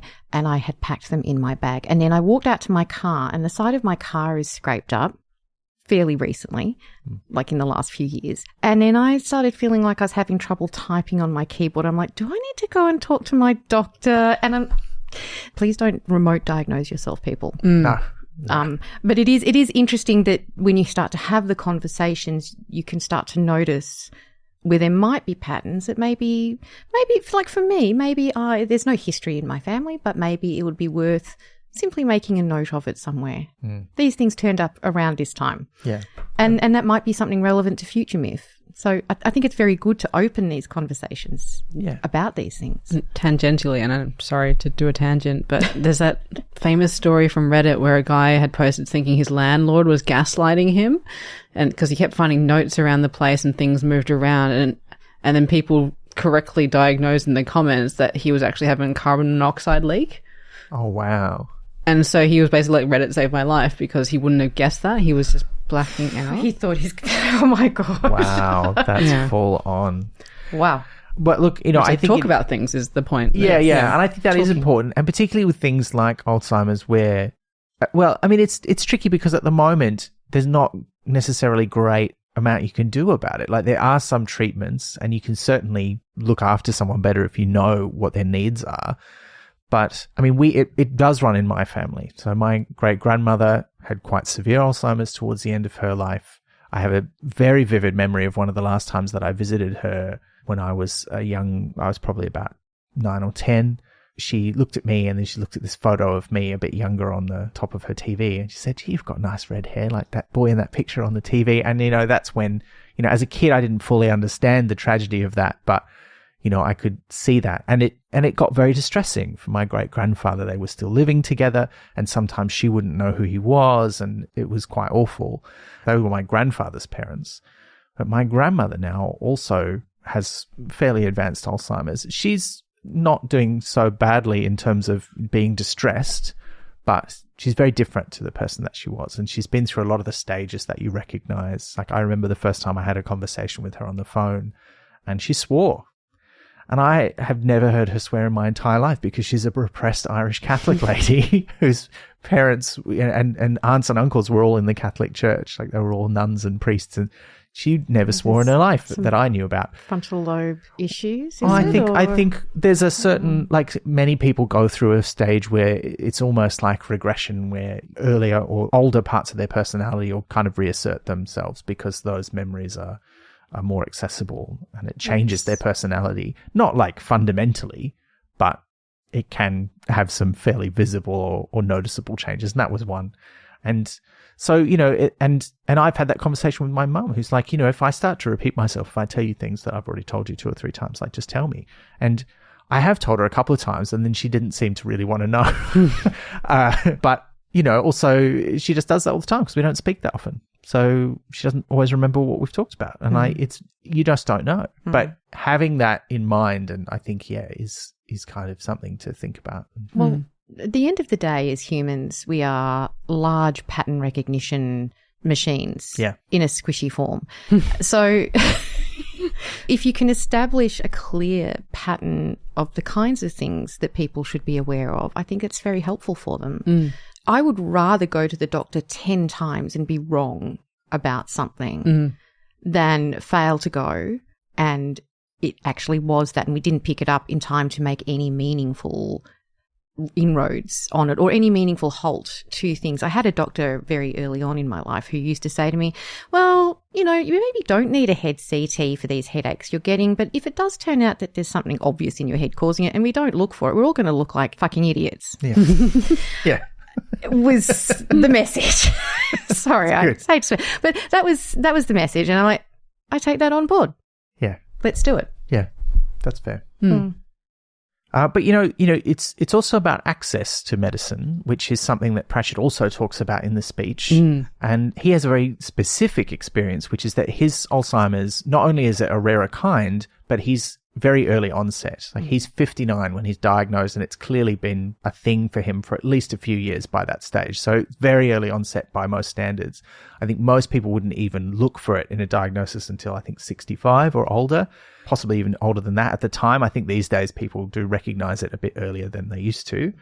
But because he was so young, he talks about how none of the specialists would take him on as a patient because he's too young, and none of them would prescribe him the only drugs that were currently available as a treatment at that time because they wouldn't take him on. In his area. There was no one in his area. And, yes, that's right. And there was no defined pathway for him. And I wonder how much this lack of a defined pathway is because Alzheimer's is still considered a disease of aging and almost an inevitable consequence if you have that propensity or if your body has that lineage, if you will. So there's a lot of discrimination in society where we, quote unquote, society dislike using resources to treat what's seen as an inevitable consequence of the fact that you live a long life. And it's like, well, you had a good run. What a horrible thing to say. Yeah. Yeah. How long do you want the run to be? And this is kind of getting to the crux of his argument too, is, what's the point of having a long run if the last 5 miles of it is agony and you wish you were dead because you're in horrible pain, And there's a lot of move towards having an extended lifespan, but only provided it can be a life that is not full of pain and suffering. Like you should not have to live that time in discomfort even. Like it's some discomfort with living is inevitable, of course. Like it's going to happen. If I stub my toe, that's going to hurt. I can't undo that. That's the way it is. But why should we have to put up with the frailties of old age as an inevitable consequence of living a long time? And it's almost as if, please die now, you're sucking the oxygen out, is the sense I get from some of these conversations. It's like, well, I'm entitled to the oxygen, thank you very much. I did have someone famously tell me when I was 30 that I was middle-aged and half my life was over. Oh my God. At 30? What century do they think this is? There was a fair amount of, am I allowed to say incel on this podcast? Yes, you can, absolutely. There was a fair amount of that activity going on, women having sexual market value and things like that, that kind of person. But yes, and I said, I don't feel like half my life is over. I personally intend to live to 130 if I can possibly manage it. That would be a good innings. Well, and you know what? I will do it if I can. Yeah. Just to spite that guy, if nothing else. Half my life, he said. Yeah. One of the things about this, though, is I think this isn't just something that happens with the elderly. Like, I think they are a group who definitely face that stigma. And I think Pratchett isn't quite this, but I think there's also a subset of people who are very affronted by this because they're like, but I'm old and I've done my time and I've got a lot of money. What do you mean you can't help me? So there's a bit of that going on as well, I think, for some people. But also there is this there's this idea that, well, you're old. You're just going to get old and frail and it's going to suck and you're going to die, which we're all kind of taught to think by our culture until we start to get old ourselves. And they're like, well, wait a minute. Is that really how it has to be? And he did say that they kind of exerted, I forget how he phrased it, but basically exerted some of his influence to pull a few strings to make medications available. I can't remember exactly what he said about that. But you know what? I would have done it too if I had that kind of influence with anyone. You know, if I could do that, I would. Yeah. The way he talks about the treatment for the disease, I think, is also quite revealing in that he's quite upfront about saying that, look, you know, I don't think there's going to be a cure in time to help me. He talks about there being at a stage that maybe there's going to be a stepping stone treatment that will get people to live long enough for there to be a better treatment that might be a cure. But he also talks about like the difference between the experience he had as an Alzheimer's patient and the experience that you see people have as a cancer patient, where everyone's like, this is a horrible thing that has happened to you. This is not your fault. We're going to do everything we can to try and save you. Right. And I think a lot of us who have either had an experience personally or know someone who's had an experience with cancer will have sort of seen that journey. And it's not an easy one. Like if anyone has had any kind of experience with cancer treatment, you know that often the treatment feels a lot worse than the cancer does, even though it's not going to kill you. But that is contrasted with the way that elderly people who get diseases that are seen as something that just happens to you when you get old are treated. Yeah. But also there's a big parallel there to the way that people with a disability or a chronic illness that is not well understood or well, I mean, and this is something that disability justice folks talk about a lot, is that people want to see a disease that can be cured. Yeah. So if they're talking about a cancer that has a treatment, they want to support that. They want to talk about it. They're happy to think about it as a battle, like the way that it's often characterized. But as soon as you have a disease that there is no clear treatment for, or that just can't be treated, people don't want to know. And that goes for Alzheimer's. It goes for chronic diseases and conditions like ME. It goes for a whole bunch of disabilities as well. Like if it's something that can't be medically addressed, but instead needs to be addressed by the way that we treat that person and organize our culture and our society, people don't want to know so much about it. And I think that's something that is partly in this speech in terms of the way that we talk about people's deaths and the disease of Alzheimer's specifically. This is not a dig at Pratchett, because I don't think this was obviously not why he was there. Like he was there for a very specific reason. But I think that if he'd had the time and opportunity, maybe he would have also thought about this in broader terms. There's a way in which he sort of boils this argument down to, do we help people have a good death, or do we prevent them from having a good death by talking about the fact that they must stay alive? And I think there's a third argument that he doesn't really talk about, which is, why aren't we doing everything we can to make people's lives the best they can be with whatever circumstances they have in their own bodies? And I think that's not quite there, because for something like Alzheimer's, it's very difficult. Like you can have accommodations for someone with Alzheimer's, but they'll only take you so far. Whereas there are other conditions where accommodations can make a massive difference. What you're talking about is coming into the territory, I guess, as I understand it, of the psychosocial model of disability and accommodation within a social context being a major part of addressing those issues of inequity. And I think with Alzheimer's, there are definitely still things that we can do, not so much to accommodate the person, but to shift our understanding of what the behaviour is. So there's a behaviour in Alzheimer's referred to as sundowning. And it can be very distressing for people outside of the person, so on who are observing this or looking after them, trying to understand, what is this person doing? Why are they doing it? Why are they wanting to go wandering off, down the road at 10 o'clock at night? Why are they wanting to, they're wanting to like get up and clean the whole kitchen even though it's already clean, or they're suddenly becoming a bit fighty or combative in some way. What on earth's going on? And it's because people are not really capable of seeing the world from the perspective of someone who suddenly has a very different way of seeing it from them. And when you do turn around, I've seen Alzheimer's advocates, so people who advocate for the care of Alzheimer's people, and they talk about when the person is doing this, like say if they're being combative, it's probably not that they want to be combative with you. It's that something is happening in the environment that's causing them to think a certain thing. You have to identify what that is, and then you can address it. Or you can, in the nursing homes, for example, or the aged care facilities, they talk about, say, two people had an argument or an altercation. They're both people who have some kind of dementia. this person was talked to and taken back to their room and redirected, and redirected is the word. So it might be a temporary state. They're not combative all the time. But people think this is some permanent issue they've got with person B that they have to permanently address. And it's like, no, they might just need to be moved on. Anyway, I could talk for hours about this as well. I'm sorry. No, it's okay. We need to get back to the speech.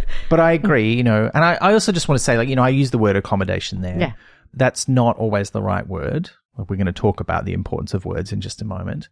This is not something that Pratchett addresses in the speech, which I think there's a lot more discussion about now, in terms of how do we change our society to be more inclusive. Obviously very important with some of the stuff that's going on, particularly in the United States at the moment. Shout out to our United States listeners. We hope you're okay. Do we have some? Oh, yeah. Oh, amazing. Yeah. Hello. The weird part for me reading it this time around was the things that I noticed were not there, which from a 2025 perspective seemed quite obvious, but from 2010 I think would not have been. They were not as part of the conversation then. Is that because things like this are bricks to build a wall? We don't get to the conversations we're having now if we didn't have this one 10 years ago, well, 15 years ago, is it? I think yes and no. I think there's a bricks in the wall to talking about the specific topics that Pratchett is talking about, but there were people talking about disability justice, although they probably weren't using that phrase in 2010, and talking about, these issues with other kinds of conditions or circumstances.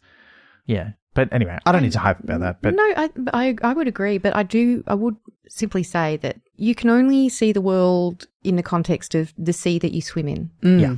Yeah. And that's what he's done. And he's let us into a small part. He's let us dip a toe in that ocean of understanding that he has with it at that time. And that's what he was intending to do, and to start the conversation. I don't think he was intending to finish the conversation. No. Yeah, to spark things off.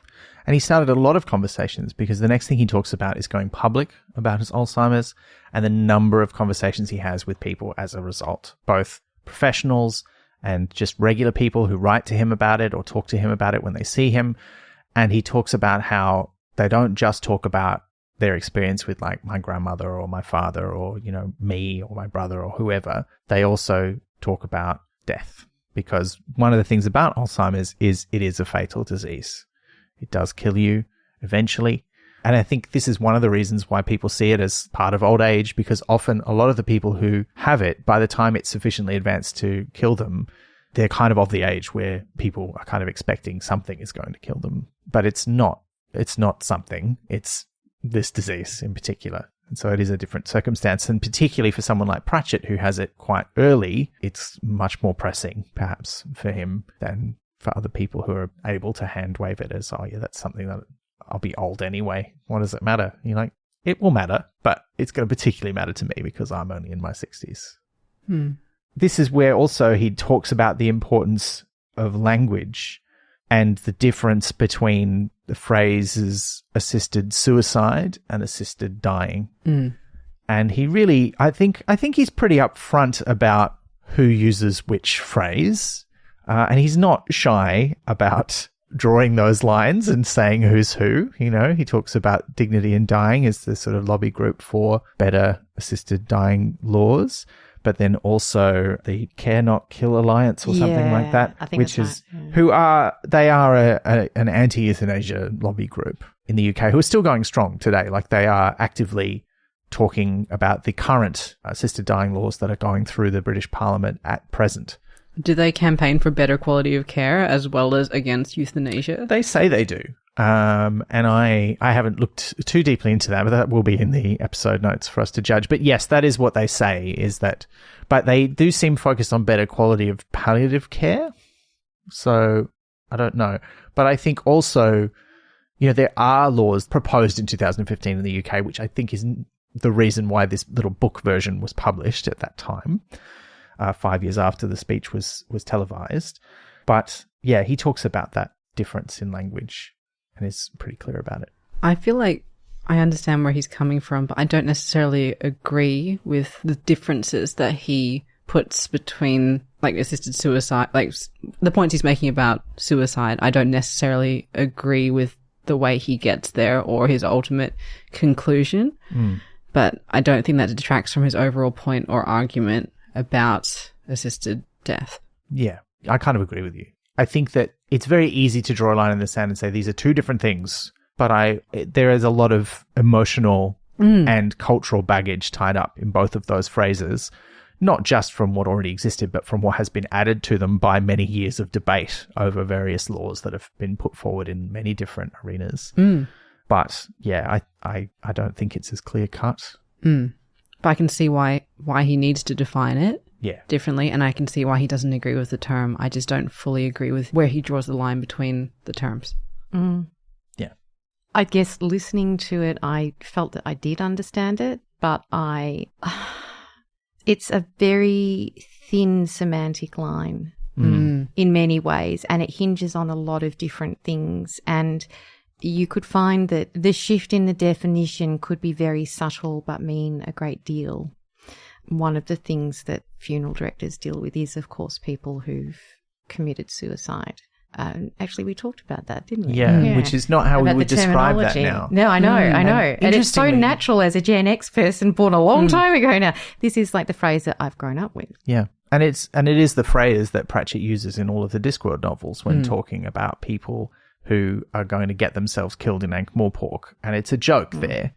But, a joke probably that he felt able to make because of the journalism experience that he relates in the speech, where he's talking about how, he did have to report on those all the time, but they would use euphemisms. Yes. Like, taken his life while the balance of his mind was disturbed. Yes. And then that's sort of this weird kind of ambivalent phrase that doesn't suggest too much. But I actually rather like that in some ways. I do too, but I'm a big fan of euphemism.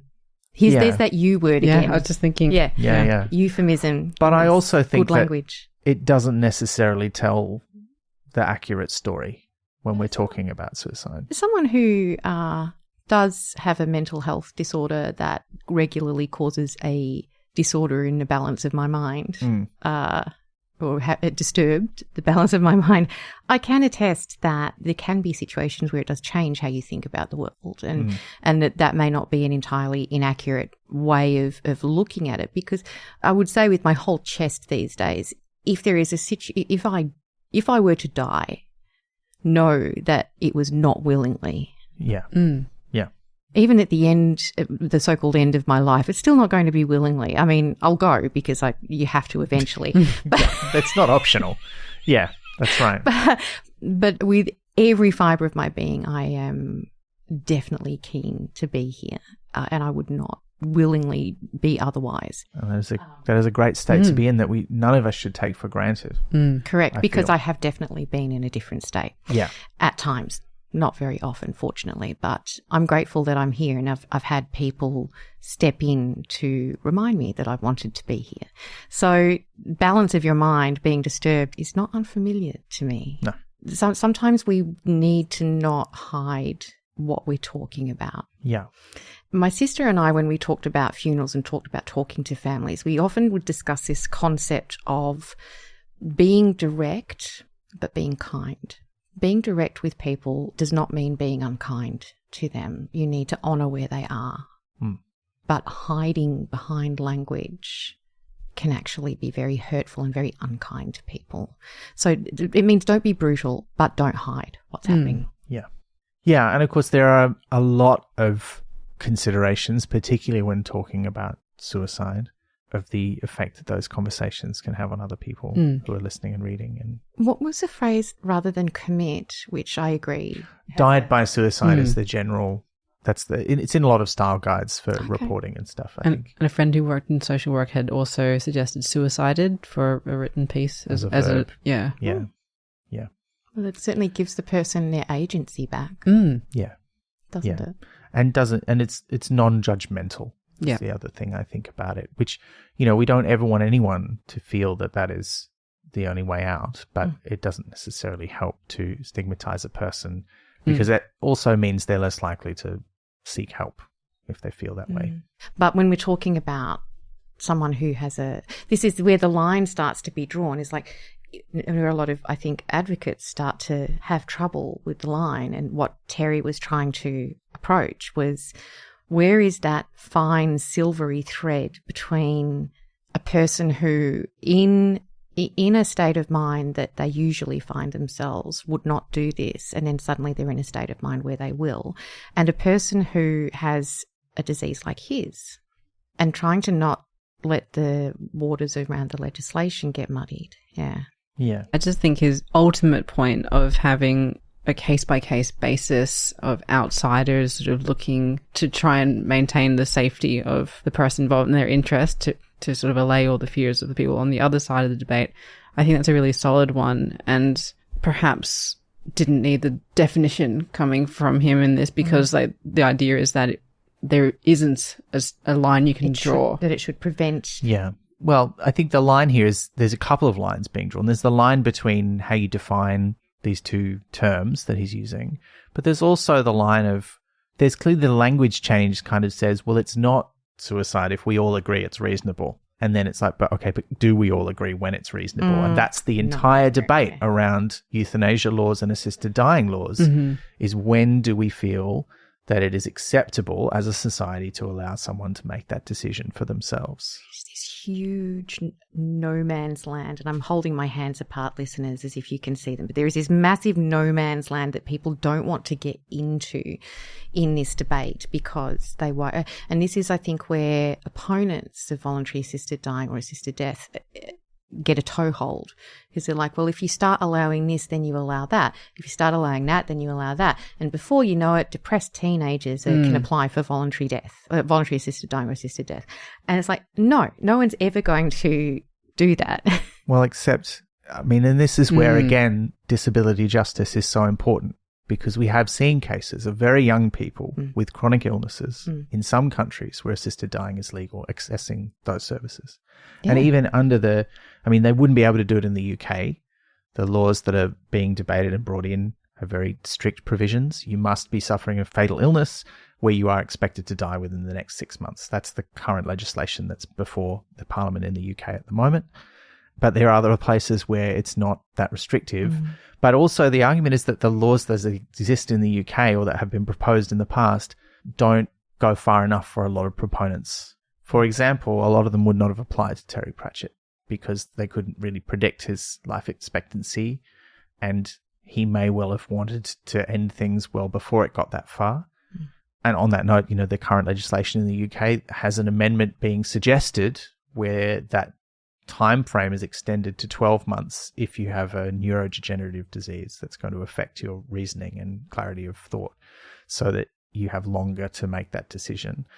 But those are still very controversial timeframes, and yet I don't think they'd be enough for what a lot of people want from an argument like Terry's. Like, he's very clear that he wants to be able to choose to die in a manner that he wants when he wants to go.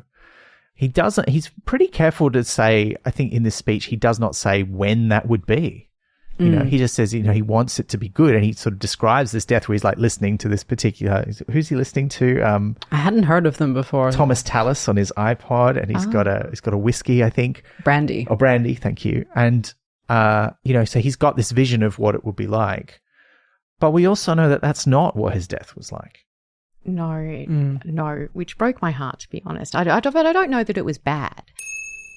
Terry didn't get the death he said he wanted in 2010. The UK's laws still would not allow him to choose the time of his death. There was no brandy or Thomas Tallis on an iPod, if he still had such a thing then, but his last days were filled with visits and songs with friends, and even his favourite singer, Maddie Pryor. He died well cared for in his own home on the morning of the 15th of March 2015, with his wife and daughter by his side, and one of his cats, Pongo, curled up on the bed by his feet. I did, I guess, somewhere in my heart of hearts, hope that he was able to organise something along the lines of Unity's death from Thief of Time. Oh, yeah. Yeah. Well, he certainly wrote... that was very exciting, and I felt like that was a death I could go for. It was amazing. But I think it's interesting that he did write some of this stuff into his fiction. Like when he talks about that moment, we kind of skipped over this, but when he's talking about his father's slow death, he talks about how there was that moment where he suddenly has this incredibly vivid recollection of a sunny day from when he was serving in the war, I think in India. Yeah. And, he said if there'd only been any justice, he would have died in that moment. But of course he didn't. And then in I Shall Wear Midnight, he gives almost exactly that death to Roland's father as a sort of recognition of that feels like a good way to go, like the right moment in the right mental space. But he also talks about, in his books, about how the right moment doesn't come and we have to make our own. I can't remember which book this is but in particular, but we make our own right moments for things, which is very assisted death. That's a thought that matches up and marries up with that quite well. I think he's actually been contemplating a lot of these themes, maybe not specifically in that context over the path of his Discworld series in particular. And I would just point out on my argument about how death treats people, that when you do get to Unity's death, it's death who's there facilitating this, and he's created this little pocket dimension just for her to have this good death. She has to die. She knows that, but she insists that it's this way, and he makes that happen. So look, and he gets really into the weeds towards the end of the speech too. You know, he talks about the sides of people, what people want, what they are and are not willing to accept, how people get really nervous about even the phrase assisted dying and really nervous about the phrase assisted suicide.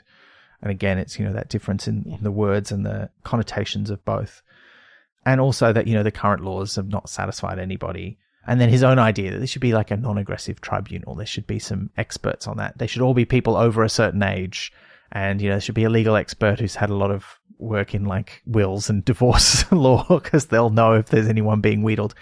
But I think he also, you know, the thing that really struck me is he repeatedly talks about there's no evidence that anyone vulnerable has ever been forced to do this or tricked into doing this. Have we fact-checked that? I have not been able to fact-check that yet. I don't know if this is fair, but it feels a bit like Pratchett is very on board with this. It's super important to him. There hasn't been evidence. I mean, I would assume he has fact-checked. You know, he talks about several jurisdictions where it's been made legal and there's no evidence that anybody's had that happen to them. But we also have to acknowledge that people can be made to feel like this is something they have to do without any direct coercion by individuals. Absolutely. If there's societal and cultural pressure for people, and particularly if they are people who are in a circumstance where there is not care for them, and he talks about this, like he talks about the Care Not Killing Alliance, insist that there's always care available, and his point is that there isn't. I'm like, well, if there isn't, does that not mean someone feels like this is their only option? And is that not us failing them as a society? There's a temporal aspect to this. There are illnesses that we can do nothing about today. Like, we can't do nothing for Alzheimer's, but we can't cure it. The best we can do is try to manage it and then manage environment when the illness itself can't be halted anymore, I think. I'm not an expert in this, but what I've observed. But there are surely illnesses today that we cannot do anything about, that we would say today on those criteria, yes, you may access assisted death. But in the future, they will be eminently treatable, possibly curable. There's a temporal aspect to all of this is all I'm saying. I'm not sure to what extent we get into the weeds on that, but I'm a big fan of the weeds. But I just think that it... We know what you mean. It's fine. You love the weeds. Yeah. Yeah. Don't we all? Something chronic. No, but I do. I'm a big fan of getting into the details. And to be very clear, if my employers are listening, things change and shift. Like the way that we treated, for example, patients with psychiatric illnesses. So the illness that I have, the mental health issues that I have, I would have been institutionalized 50 years ago, possibly even lobotomized. Women like me were. You wouldn't dream of doing that these days. The future is not just a different time, it's a different place. Yeah, but it's not just something that happens to us. No. It's a place that we build by the decisions that we make now. And I think that's why Pratchett's making this speech, because he wants to influence those decisions in a particular direction. I agree. But I think, you know, there is a way in which I feel he kind of presents this as a bit of an either or, when there's probably a bit more of a middle way, or we can do both, you know. Again, this is 15 years ago, nearly. True. Discourse functioned differently back then, if you can remember how it was. It's hard to remember. The internet was an innocent place comparatively. That's true. And we talked to each other in a different tone. And this was a way of setting that debate off. Yeah, and it's not a debate. It's a speech, right? It sparked a debate, for sure. But this is Pratchett's opinion, Pratchett's take on things. Here's my idea. Here's what I think. And I think very eloquent and very clear. I kind of slightly want to, in a very gentle way, as someone who's known you a long time, take you to task on that. A speech is not just a single-sided thing. It is a discourse. It's just because the other people don't speak back at the same time, it doesn't mean that you're not starting a discourse with that or continuing being right in the middle of a discourse, for example. So I do think that he is having a conversation with certain people. That's fair, yeah. My take. No, I agree with that. That's fair. That's fair commentary. I enjoyed your gentle debate over whether that was a debate. Thank you. Who won this? Who won? Myth won. It was Myth. Thank you, because I'm very competitive and I will wrestle you to the ground afterwards. It's not necessary. Look, I think we've discussed most of the things that are in this speech. Are there any bits we've missed before we sort of come to our sort of final thoughts on it? I think the only thing that was for me was the fable that he mentioned in there, and I looked it up and I was like, actually, I do appointment in Samara. That's not really something we missed. It's more that was a point of interest for me because I was like, oh, I'm going to learn something new, and it was actually something I had heard previously, and it was nice to have that reintroduced because it's basically death will come for you. You can't stave it off, but you have control over the circumstances before that point. Yeah. In theory. Yeah. So I thought that was just a very neat inclusion in there. Plus I enjoyed the throwaway, it's worth a Google. Yeah. That was... Which is a shocking thing to hear from 2010, although I guess Google was fairly well entrenched by then. Yeah. So, it was, for sure. Not a big, theme thing to take out because I feel like we've dug into the themes quite in depth, but I enjoyed that as a thing that Terry Pratchett includes in there. Yeah. And look, there are pretty good gags in it as well. There's some funny parts. Were there any funny, any gags that you particularly remember that made you laugh? Because, it's obviously it's a very serious speech.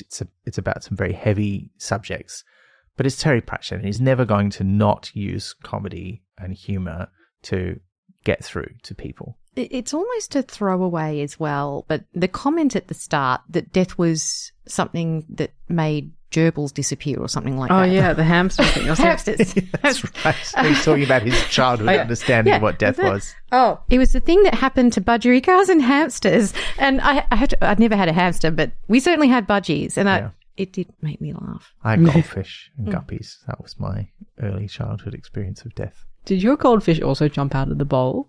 The goldfish did not, but I had other fish that did that. Yeah. My dad had to craft a thing to go over the top of it made out of an orange net and some cardboard. So they tried, but they couldn't. They'd bounce back in. And then we got a big tank for them. Oh. Yeah. I always had a tank with lids for my fish. That was good. And then the cat decided that it was entertainment. So we quickly upgraded to reinforced glass lids. And I was very glad I did. Yeah. Yes. Yeah. I quite enjoyed the detail of when he was talking about his grandfather, the story of his grandfather's death, who died at 96. But then after he died, they checked his birth certificate. He was actually only 94, but he was quite proud of being 96. So he says, I hope no celestial being was kind enough to disillusion him after death. I was wondering where in his life did he lose those 2 years? Had he, because when you're a child, it's very obvious if you're 2 years behind everyone else and you have all your milestone ages. So I'm just kind of where in your life can you take that from? Okay, so I was promoted a year in primary school because I was such a massive nerd, I guess. I don't know. I had a whole IQ test to see if I could cope with it. And it turns out that intellectually I could, but socially it was a disaster. As is sadly often the case. Yes. Yeah. But I can see how if you did have to be moved from one place to another in schooling or something like that, that your parents might kind of slightly change your age at some point. Or possibly he did it himself. Who knows? Yeah. Yeah. Yeah. Yeah. It's I have met some people who claim not to be able to remember how old they are. but it's always just either side of 1 year, you know. I do know a pop star from the early 2000s who had two 21st birthdays for marketing reasons. I see. In the same year or No, different years. subsequent years? Okay. All right. Okay.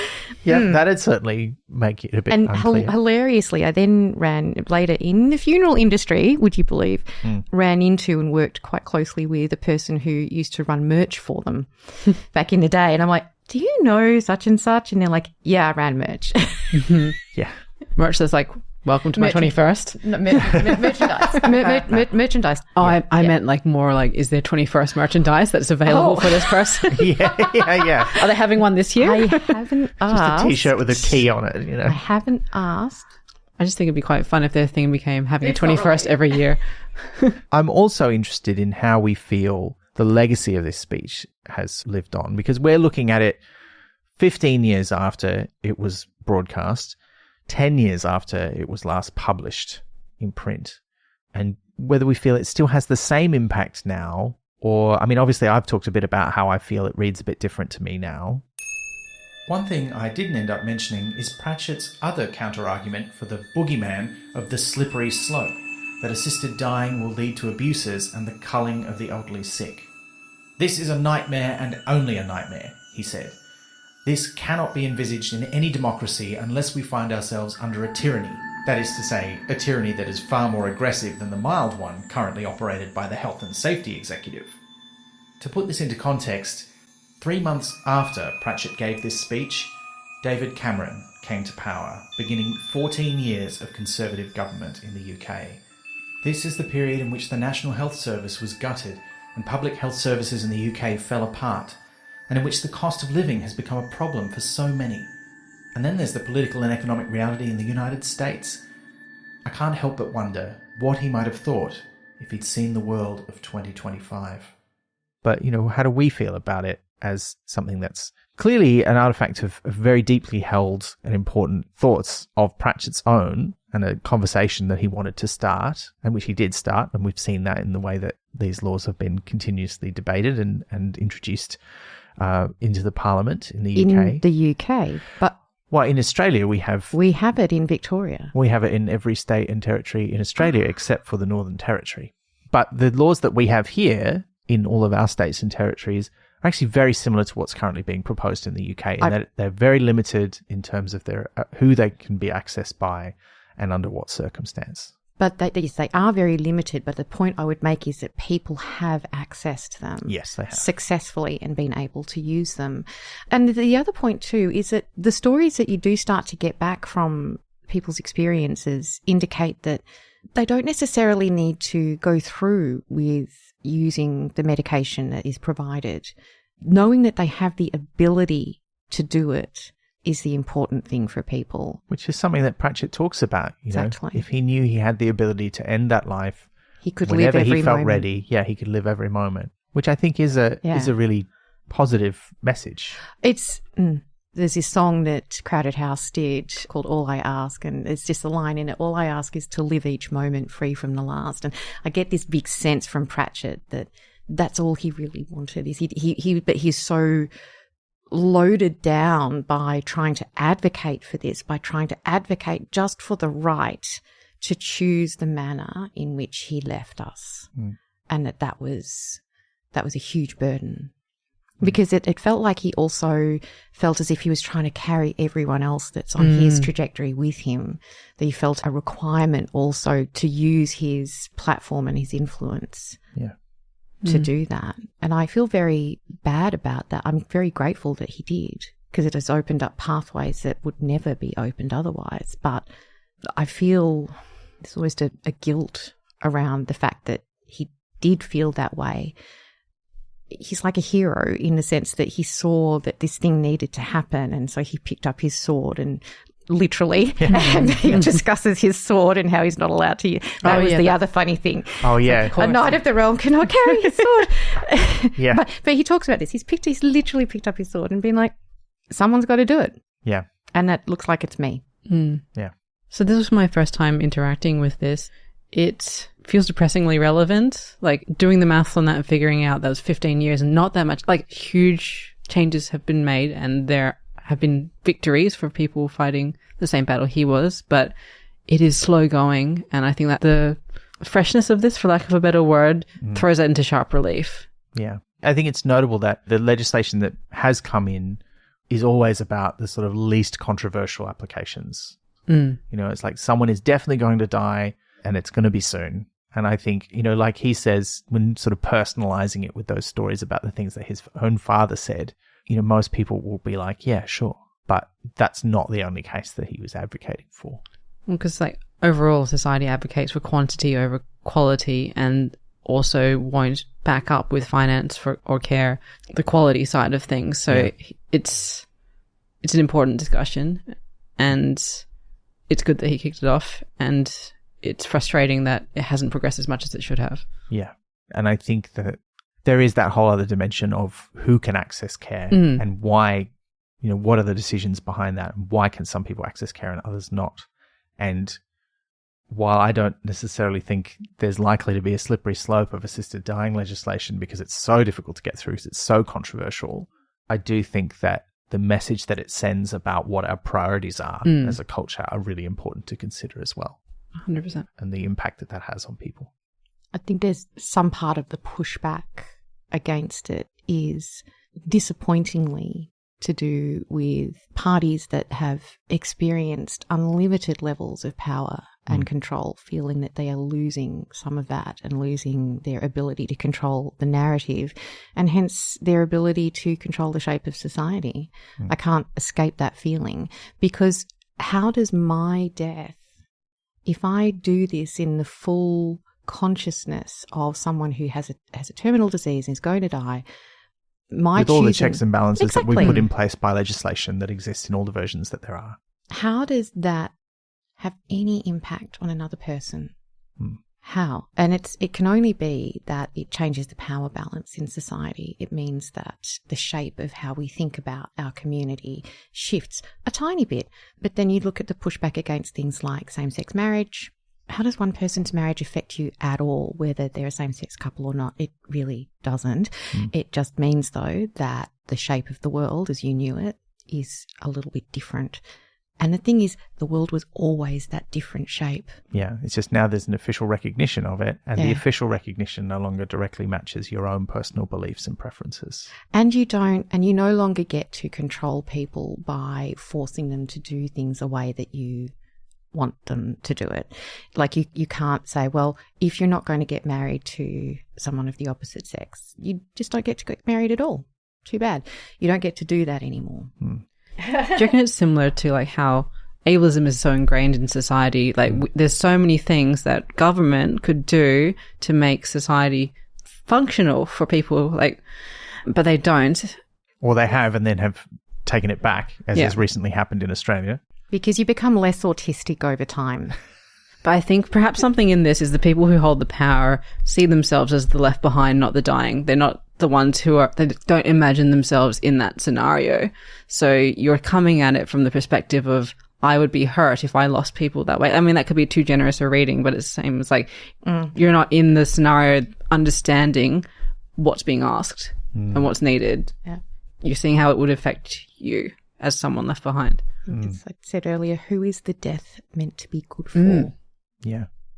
Yeah. Who is it meant to be good for? And I think, you know, in a society where we have healthy conversations about that, it is never going to be a surprise to you that this is how someone dies. You will already have talked about it. You will already know. You will understand their reasons. And getting back to that, well, maybe not back. It's difficult to know exactly what kinds of discussions were had. Like there's talk in the speech about how the Victorians did death. I think he says the Victorians really knew how to do death. And I'm like, well, they knew how to make it visible. I don't know that they talked about it necessarily in a hugely healthy way. I mean, they did pitch that death pyramid in London, which sounds like the most metal thing ever. And I wish they'd done it, but they would have run out of space so quickly. Like it would not have been an efficient use of space. They loved a bit of pageantry, though. They did, but also they couldn't avoid death, and it was everywhere around them. You know, this was a time of huge disease and lots of people dying for a lot of reasons at all ages. When you have 10 children and it's expected that only 3 of them, I don't know the exact stats, but just for example, that only 3 or 4 of them will live to adulthood, death is a very present part of your life. Yeah. And regular listeners will have heard my enthusiasm for the Melbourne General Cemetery many times, but it's amazing. It's an amazing piece of history. But you go through, you can see it's there in the graves. But one thing that I want to highlight specifically is there are gazebos there because within the lifespan of the cemetery, which is not even 200 years old, people used to go there and spend time outside of being at a funeral. Like, it was a normal thing to do, to go hang out at the cemetery because death was not so removed from society. People do that at Springvale. A lot of people? Yes. Interesting. Yes. It is not uncommon at all. They just don't do it at Melbourne General anymore. People are doing it often when they want to go and visit someone, and then the family will turn up and they'll go and have lunch or something. Yeah. That's good. Yeah.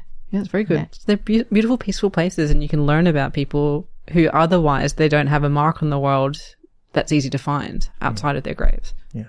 Well, look, it kind of brings us to the end of our discussion, but there was something that I wanted to hold a little space for as a way to sort of end, because we are doing this as a way of recognising Pratchett's death and the 10-year milestone since that happened.